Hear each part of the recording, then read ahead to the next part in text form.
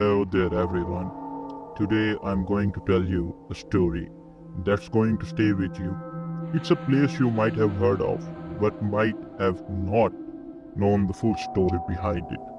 A place known as Aokigahara, or also known as the Suicide Forest. Let me set the scene. Imagine you're standing at the edge of this forest, right at the foot of Mount Fuji in Japan.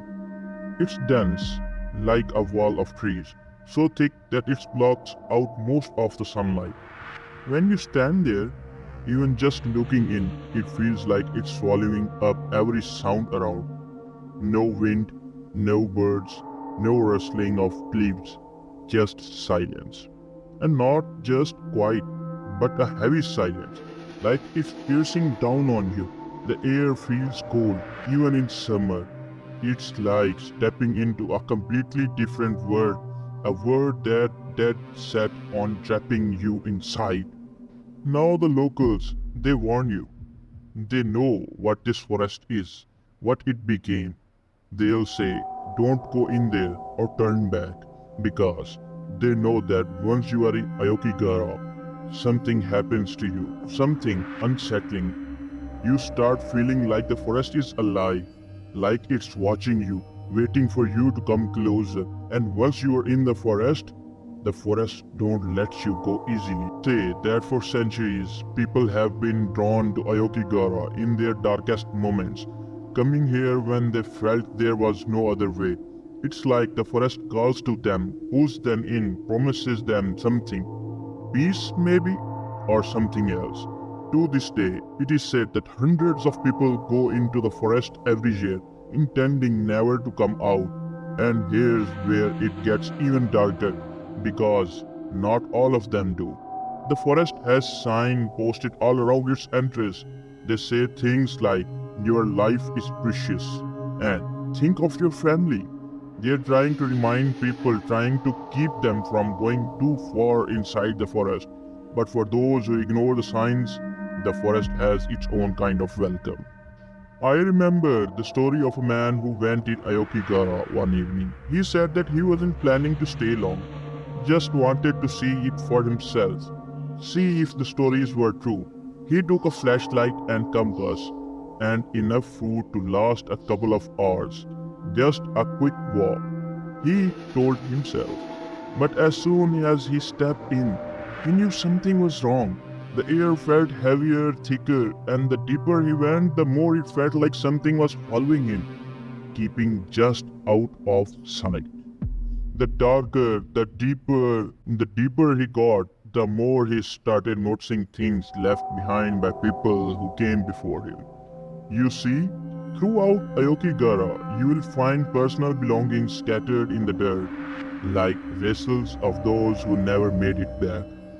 An old shoe laying in the middle of the trail, covered in moss, a child's stuffed toy half buried in the leaves, torn clothes.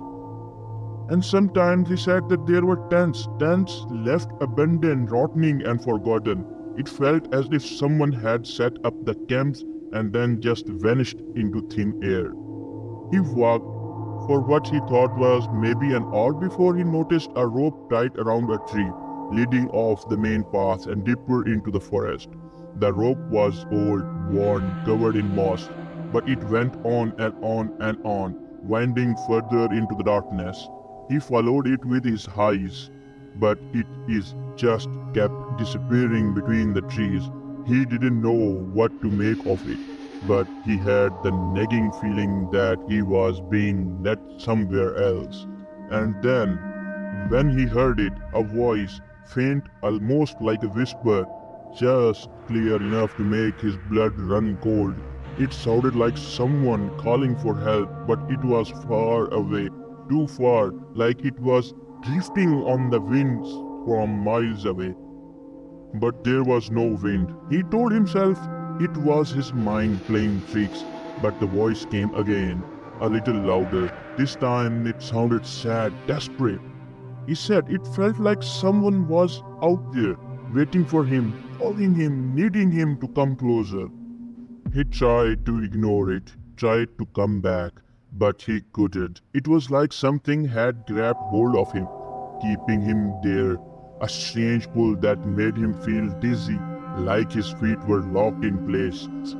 And then, as he looked around, he saw shadows, not quite people but dark shape moving between trees, just barely visible in the dim light.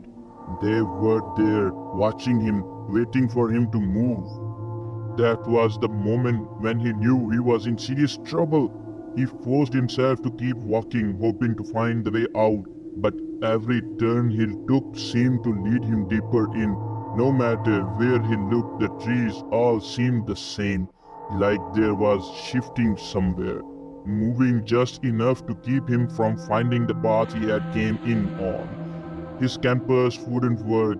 The needle spun wildly, like the forest itself was trying to keep there. Then the whisper grew louder.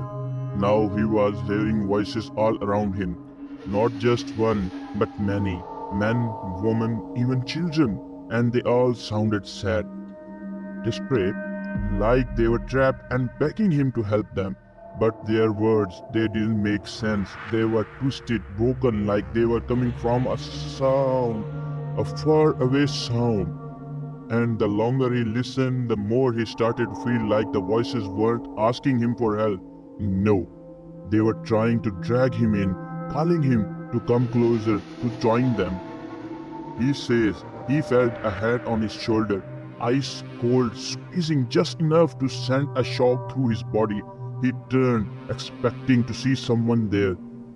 There was no one, just empty air, and still the grip didn't lose. In the moment, he swears he saw faces in the shadow, dozens of them, all twisted in pain, all with empty, hollow eyes. They looked at him, stared right through him, like they were pulling him down into the ground. With all the strength he had, he forced himself to break away, to run, and somehow, after what felt like hours, he bursted through the trees and found himself back at the entrance, gasping for breath, heart racing. He had made it out, but he could still hear them, faint whispers echoing in their voice. He couldn't shake. They told him he had left a part of himself behind in the forest, and that one day he would have to come back. Aokigahara lets people go so easily. You see, even those who make it out, they say the voices stay with them.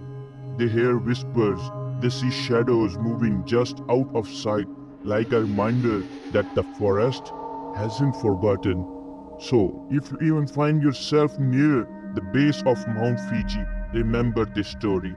Remember that once you step into Aokigahara, the mountain of death, the forest of death, the sea, that you might never really leave it, because those spirits, they're always waiting, and once they have seen you, they might just drove you in, and you have to decide whether you are ready for it or not.